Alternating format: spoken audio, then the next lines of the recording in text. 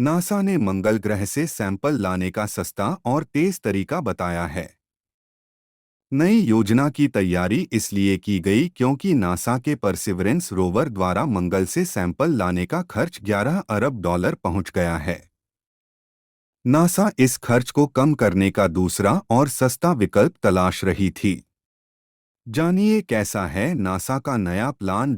अमेरिकी space agency NASA ने मंगल ग्रह से मिट्टी और पत्थर जैसे सैंपल लाने का नया प्लान बनाया है। दावा किया गया है यह मंगल से सैंपल लाने का सस्ता तरीका है। नया प्लान कम बजट में तेजी से अपना काम कर सकता है। नई योजना की तैयारी इसलिए की गई क्योंकि नासा के परसिवरेंस रोवर द्वारा मंगल से सैंपल लाने का खर्च 11 अरब डॉलर पहुंच गया है। नासा इस खर्च को कम करने का दूसरा और सस्ता विकल्प तलाश रही थी।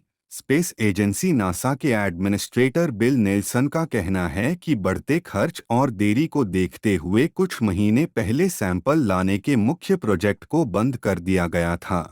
दावा किया गया था कि साल 2040 से पहले अमेरिकी स्पेस एजेंसी नासा मंगल से कुछ भी धरती पर नहीं ला सकती। नेल्सन का कहना है रोवर ने सिगार के आकार की टाइटेनियम ट्यूबों में सैंपल इकट्ठा किए हैं और हम चाहते हैं कि जितनी जल्दी हो सके उन 30 ट्यूब को कम खर्च में लाया जाए। नासा ने निजी सेक्टर की स्पेस एजेंसियां से पिछले साल कहा था कि वो ऐसा विकल्प साझा करें जिससे साल 2030 तक मंगल से मिट्टी और पत्थर के नमूने लाए जा सकें। ऐसा मंगल ग्रह पर अंतरिक्ष यात्रियों के जाने से पहले संभव हो सके।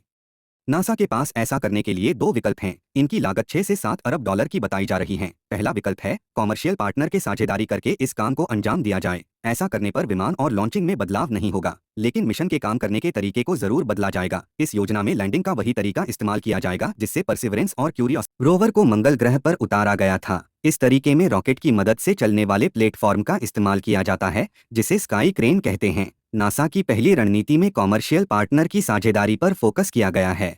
इससे मिशन को आसान बनाने की कोशिश की गई है। वहीं दूसरी रणनीति में निजी कंपनियों के लैंडिंग सिस्टम का इस्तेमाल करने की बात कही गई है।